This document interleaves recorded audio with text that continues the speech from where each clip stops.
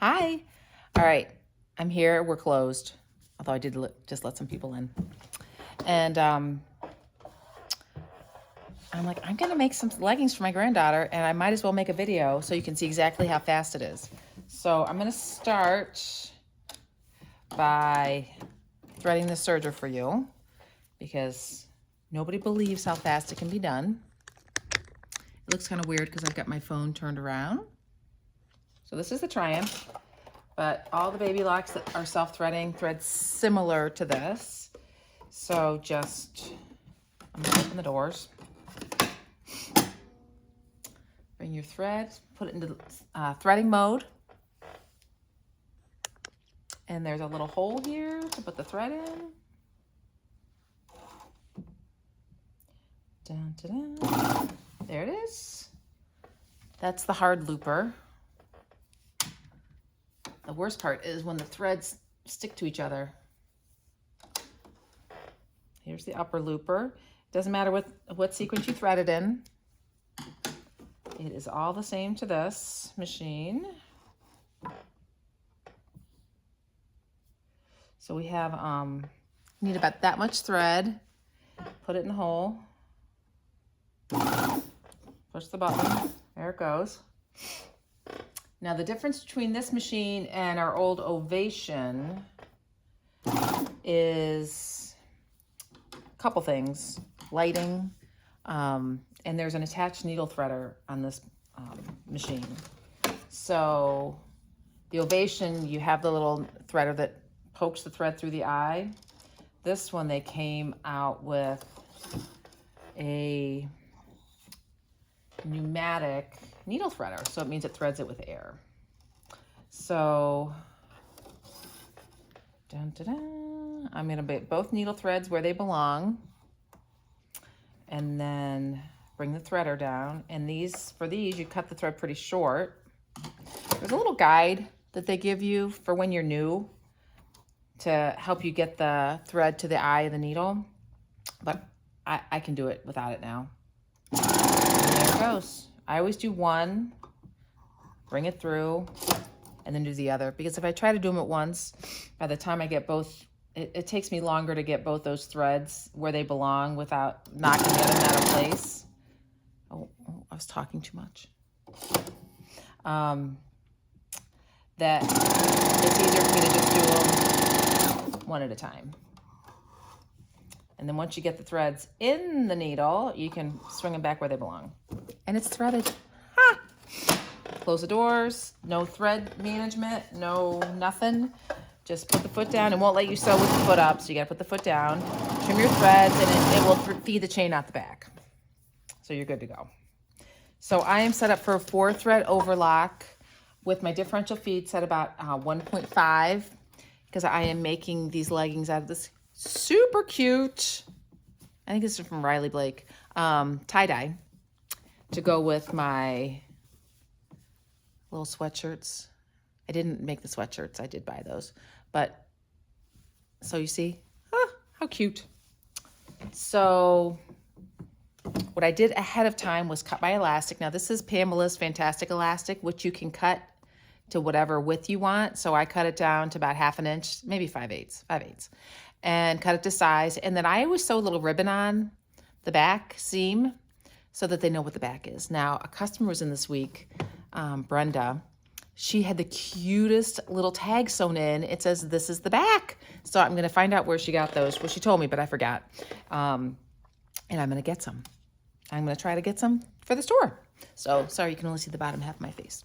All right, I'm gonna try to get it so you can see everything I'm doing. So I've cut my leggings out. This is a Berta pattern. Oh gosh, I should have that number, huh? And really, there's so many different patterns. Jaylee has some nice leggings patterns. Their patterns are fun because they have all the sizes from size, I think, 2 up to a lady's plus size. So this is my leggings. There's 2 pieces, no side seams. That's what you want. And then I'm going to start with the inside leg seams. And you can pin if you want to. I'm not pinning. My stitch length is just shy of 3, and my stitch width is set about 6. That's really arbitrary, doesn't really matter. And just serge that inside leg seam up. I start the first side, at the beginning, at the crotch. You can start at the bottom, doesn't matter. Just, I get it started, then I make the other end match. Knits are so forgiving. This is a 1/4 inch seam allowance. There's a thread cutter there, but, so there's one leg. My gosh, what are we in, 5 minutes in, and I threaded the machine. All right, doing my other leg. How about we start this one at the ankle? Always make sure, whether your pattern has it or not, to cut a little notch out. Some patterns don't even do that, but I like to have it so that when you hem, it has a nice, it doesn't pull. Although knits are better than wovens for that, but I still like to have a little notch, a little allowance for the hem, so it hems nice and smooth. Sergers are noisy. Okay. Oh my gosh, we're halfway done. So now, you know, you should press the seam, but I will skip that step. I'll do it after. Turn one leg right side out. Oh my God, those are so cute. And one leg stays wrong side out. And slip the right side out leg inside the wrong side out leg. And shake it down. I will put one pin in this seam. So right where the crotch seams meet, I will put one pin. You can use clips, or you can drop your pin. So right here, I like to make sure that they match. And then I put one pin in coming from this direction and staying away from the edge, so that when I serge, I'm not going to hit the pin. That's the only way you want to pin with a serger, is away from the edge. When we did our t-shirt class, I showed them how to do the knit trim binding for the neckline. This is just, I'm going to serge the crotch seam up. And how, you know, that one seam at the shoulder, you really want that to be right, and you got to put a pin in. I know people don't want to, you don't want to pin with sergers, but there are certain spots where you have to pin, and you just keep them away from the edge. All right, now at this crotch seam, I'm putting one seam towards the front and one towards the back, so there's not a big bulky seam at that crotch area. And just keep that matched up. There's the pin. The pin is away from the edge, so I can sew right up to it and then pull it out. And then once I get to that crotch area, I can go ahead and match up the other waist edge and come along the other side of that crotch seam. Just keeping those edges together. Make sure you're catching both edges. Oh, I think my tiny bit uneven at the top, but that will make no difference to me. It's going to be under the elastic. So there they are.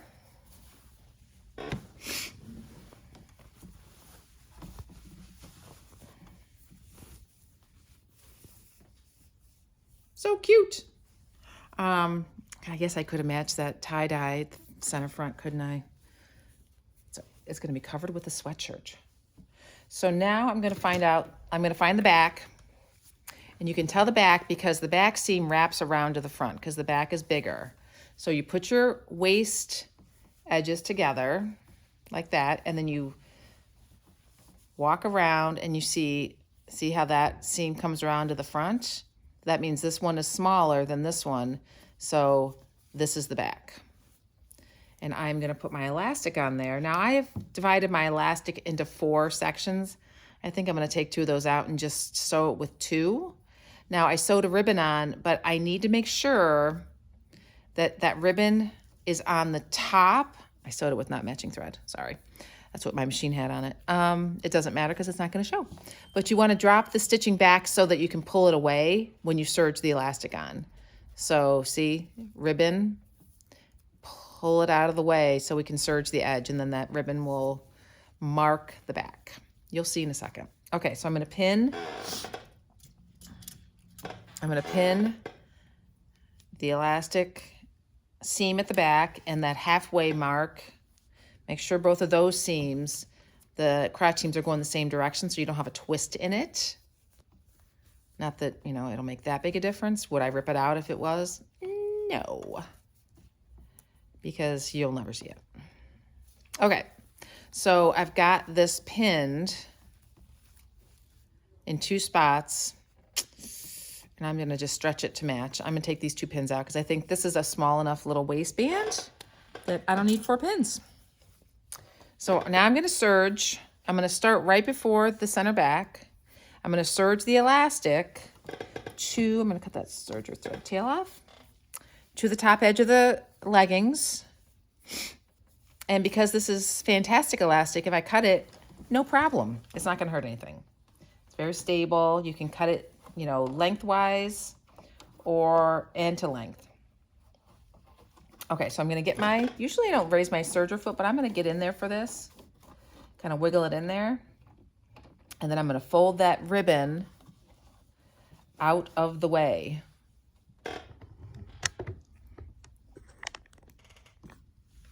Give you a little closer look. So I'm gonna get that in there, get that under the foot, lower the needles, and then I'm gonna fold that ribbon out of the way. Once I lower the needles, I can take the pin out and pull that ribbon back so it doesn't get cut off. And then I'm just gonna sew over that back seam, and then I can start stretching.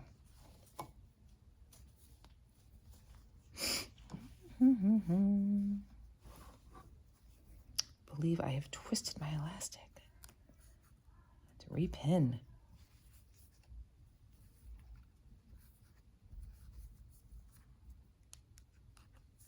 Okay, now I can continue. Did I? Oh my gosh, I just twisted it again. I was right the first time. Okay, so see, I'm stretching that elastic just to meet the top of the pants, keeping those edges together. If I trim a little bit of the fabric off, no big deal. There's plenty of length here. If I nick the elastic, no big deal. When I get to that pin at the other crotch seam, I'm gonna pull it right out so as not to have an incident. That little uneven spot that I had, I just trimmed it right off. I rarely lock my serger blade. Rarely when I'm serging like this. You know, obviously it gets locked when you're cover stitching.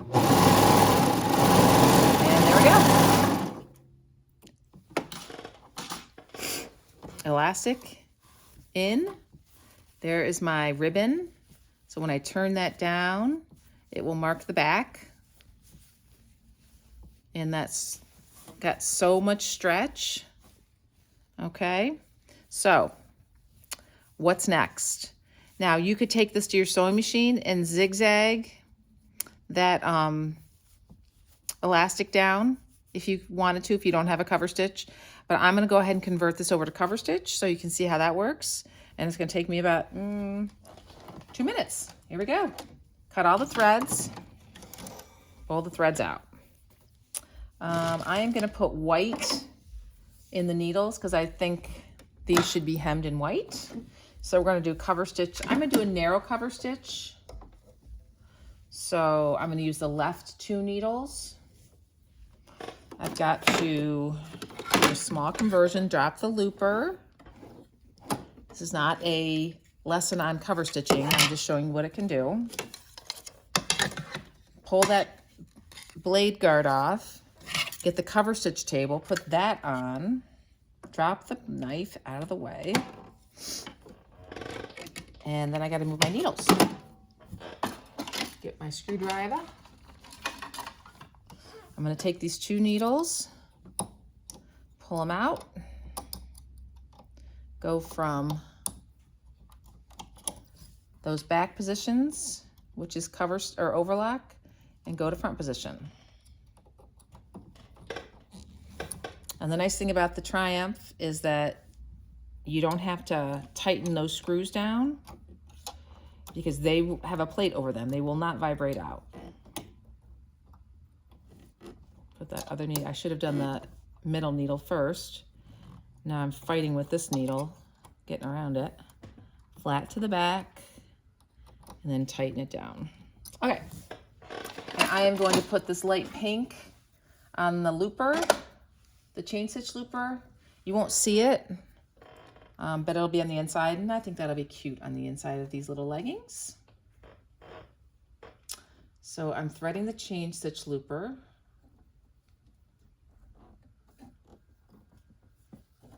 Has the same pneumatic threading. When you go, the difference with the Babylocks is it shares no needle or looper positions between cover stitch and overlock. So just set it to threading, turn the hand wheel, you'll hear it click in, go into the chain stitch looper port, and then I always just pull a bunch just to make sure it gets all the way through, because it's got to go all the way over here. Because of my table, the way it nests up here, I can't open the door. I mean, I could lift all this up, but then you'd see all the junk that's under here. That's not happening. So I know I put enough through there. It's in there. Now I can thread my needles. I'm doing center needle, and I do the same thing with cover stitch needles that I do with my overlock needles. I get them all threaded and into the position where they need to be, and then I thread the needles, go through the eye of the needle. Up and over.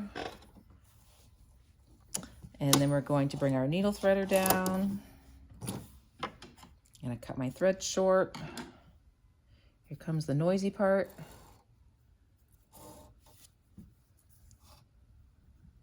Bring it up to the eye of the needle, push the button, grabs it, brings it through. And then the other one, like I said, there is a little guide. So if you have issues with your vision, you can use the guide, and it has a little trough that takes you right to the eye of the needle. I can see the needle fine. I just, with a serger, it's just getting your hands on it once it's threaded. And the nice thing about this threader is it brings it through the eye of the needle, and then when you release the threader, it brings it up where you can get your hands on it. So I love it. Okay, so we're done threading. That was a very easy conversion. Now I'm going to set my stitch length a little bit longer for stitching this elastic down, and I'm going to put my differential feedback to neutral because I do want to build some stretch into the seam.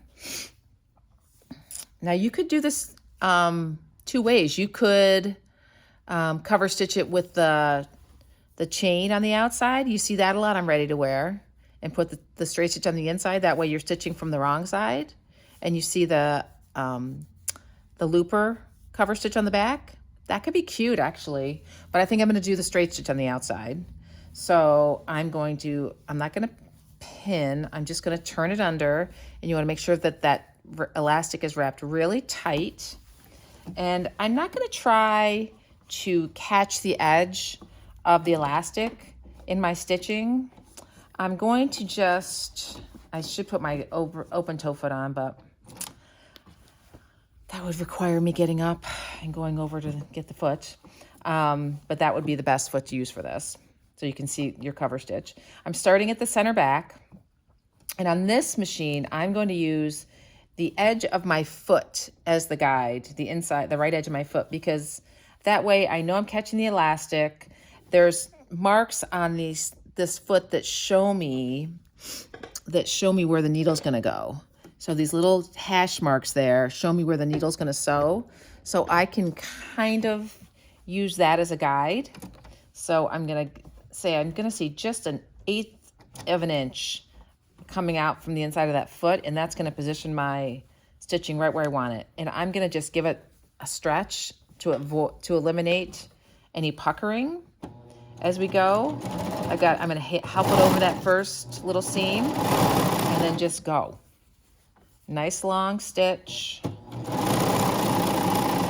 What I'm looking at is the edge of the fabric on the right side of that foot. I am not looking at the needles at all. I'm going to go all the way around. Get that next seam. Just trying to stay kind of straight.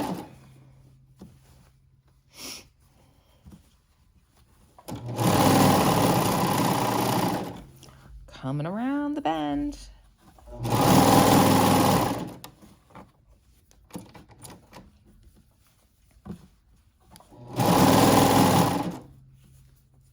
And as long as you give it a nice stretch, you won't have any tucks, puckers, nothing like that. And then when you get back around, you're gonna line up those marks, hashtag marks with your original seam so that they overlap, because that makes it look nice. And then if you had your open toe foot on, you could see that really clearly. That's a nice foot. I'm going to raise my foot. I've got my needles in an up position. I bring my tweezers underneath there and pull those threads towards me. They're on top of the fabric. I'm gonna get both needle threads on top of the fabric, and then I'm gonna cut them. And then I pull back and flat, and what happens when I do that, and then I gotta cut the looper thread, is it pulls, these are the starting threads. I'm gonna cut those. Those can get cut real close. What happens when you do that is the needle threads get pulled to the back. There they are. And then you can secure those underneath by tying them off. If you don't secure those, then what happens is this stitch can start unraveling. So I'm going to take those and tie them to the looper thread. I mean, honestly, the only time they unravel is when you don't want them to. Like if I wanted to rip this out, no way I'd be able to get that to come out. I'd have to sit there and pick at it for 10 minutes before I found the right thread to pull it. But it is like a dog food bag where if you get the right thread, it will come out. So since this is for a toddler, probably better make sure that didn't happen. So now I'm gonna just take this and cut all those threads close, and my elastic is finished. So I've got the little ribbon that marks where the back is, and I've got a nice finish on that elastic, and it, gives you that nice finish on the inside. So all that's left now is to hem. And if you get a little tuck like that, if you scrape at that with your finger, usually you can get that to come right out. See? And now it's practically invisible. So those look so stinking cute. Now I'm gonna give you another tip. I brought over a curved foot. These are short. This is a clear curved foot. Looks like that. There's also a metal curved foot, which will give you better contact with the fabric. So if you're doing something that might be more difficult to feed, maybe you'd want the metal one, but I'm gonna use this clear one, but it's super short. So see how much shorter that is? Can you see that? I hope. So when I cover stitch the hem on this, because this is a little girl's leg, is small. And the Babylock sergers, they made a choice when they designed these sergers not to put a free arm on, because it gives us a longer feed dog throw, which gives us better gather and better control of stretch knits. If you've ever tried to sew knits on a serger, you know that's super important. If you want to sew sweater knits, you have got to have a nice, strong differential feed system, which is what a long feed dog gives you, plus better feed for just regular sewing. So what I've done is the wrong thing. I want to turn these right side out. You're going to stitch on the inside of the leg. So turn up your hem. No, I had it right. Turn up your hem. I'm going to do this 3 times. Look at that. Inside, outside. Turn up your hem. And I would press it up. And press. This is the time to press your seams. And get those nice and flat. So I'm going to do about a 3/4 inch hem. So get about a 3/4 inch hem, kind of pulled up turned up there, I'm gonna just pin one spot so that it doesn't start moving around on me. And then I'm gonna get inside this leg and start at the inside leg seam. And because I've got that short foot on, it is gonna be no sweat getting in there. So I don't need a free arm. If I had a free arm, no way it's gonna go around it with this little baby leg. So this is great for cuffs, anything that you're doing that's small. And I'm gonna do about the same distance from the edge of this foot. I'm gonna lengthen my stitch a little bit. I always find that longer stitch on hem is the best. It's really the most important thing is that you just stay straight. It doesn't matter too much what size your hem is. Just try to stay straight. And I'm not stretching it. I'm just guiding it. And I'm going to cut off, when I get around there, I'm going to cut off those beginning threads from where I started, the needle threads. And then I'm going to do the same thing I did before. I'm going to overlap the cover stitch, get my tweezers, pull those threads towards me, pull flat and back, cut that looper thread, and there everything's been pulled to the back, and I will tie those off again. I don't really care which one has two are together. And then I don't try to capture the edge of the fabric. I can easily trim up to that stitching. If you try to catch the edge of a knit on this kind of thing, you will make yourself nuts because it's just so hard to make sure you catch it. But I can easily get my, we've got some really nice duckbill, serrated duckbill scissors that will let you trim and not cut the bottom. So I've got to put my hands on those, but we do have those if you want them. And then that hem has nice stretch when she puts her little feet in there. She's not going to rip those stitches out, and it's so nice and professional looking. So that's what cover stitch does for you. Okay, so all I have to do is hem one more leg, and these leggings are good to go. So we're at 27 minutes. I threaded the serger, I converted the serger, and I sewed a full pair of leggings for you. So hope you enjoyed and have a great weekend.